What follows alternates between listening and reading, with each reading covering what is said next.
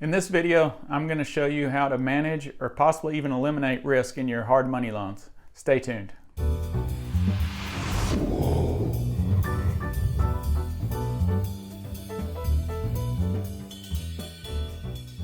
Hello friends, I'm Jimmy Frank Rogers with LearnPrivateLending.com, where we help you maximize the return on your money by making loans on real estate. If you're new to the channel, I'd love for you to hit the subscribe button, and of course all of the links that we talk about will be available in the description down below.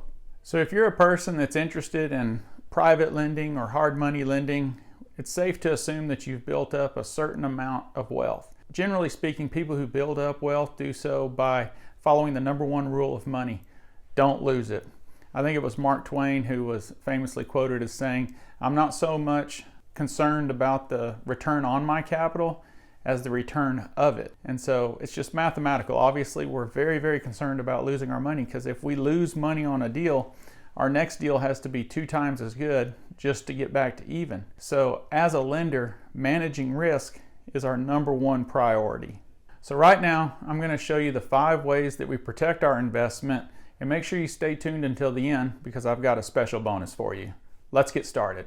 So number 1, we want to make sure that we underwrite the borrower. Before we get into deal with someone, we want to make sure we're doing our due diligence to make sure there's someone that we believe is going to be good, that'll be able to pay us back. I actually shot a whole video on this. If you click on the card in the top corner, you'll be able to see that video. A big part of working with the borrower is building a good relationship with them. They're our number one line of defense. That goes both ways. We want them to have a good relationship with us, but it's also on us to really give them good customer service. In other words, being really fast, being dependable. If we say something, we do it, so that we build that trust with them so that we do have a good relationship, because they are our number one line of defense. They're protecting us from something going bad. The second way that we protect ourselves is by underwriting the deal. I actually did another video on this too, that you can click on the card and watch that video where I go into much greater detail of how we underwrite the deal. But the way we structure the deal also protects us. So determining how much money that we're going to loan on the deal, whether we're doing 100% of the purchase plus the rehab amount, or if we're only doing 90% or 80%, that's another way that we can protect our investment in case something goes wrong. Number 3, the third way that we protect ourselves is by the amount of points, the fees we collect, and the interest rate that we charge on the deal. So let's take an example. Let's pretend that we have a borrower who is wanting to borrow a total of $75,000. $50,000 is the purchase price, and $25,000 is the rehab amount, for a total loan amount of $75,000. So for example, if we were to charge 4 points on this deal, 4% of $75,000 is $3,000. That's money that we're going to be paid right up front. Let's say that we charged $1,000 in a loan fee. So add that to the $3,000. That gives us a total of $4,000. Day one, that we have lowered our exposure on this loan amount. So if for some crazy reason the borrower we had to foreclose on it, they weren't able to pay us, the borrowers bought the property for $50,000. We don't have to worry about any of the title fees or closing costs. The borrower's already paid that. Subtract the $4,000 that the borrowers paid us, so we have a property that we own for $46,000.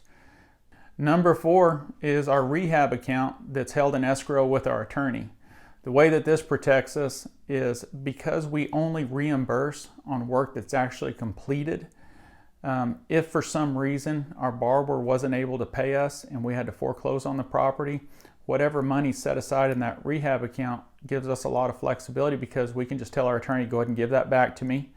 Hopefully maybe some work has been done on the property, and we can choose to either try to sell it at that point or to finish fixing it up, have someone else do it, and recoup our investment that way.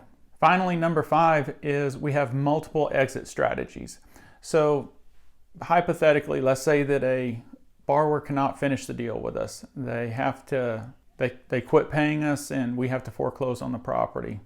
We've really got 2 areas that we can get rid of this property and get our money back.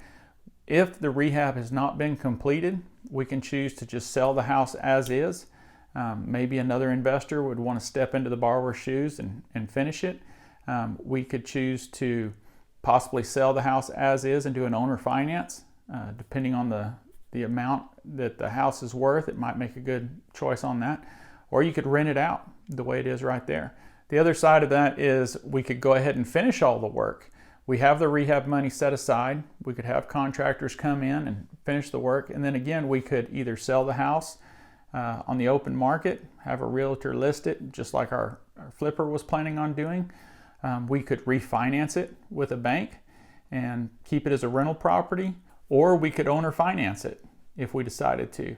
So there's 6 different ways that we can get out of this property if for some reason our flipper or our borrower is not able to fulfill their part of the deal.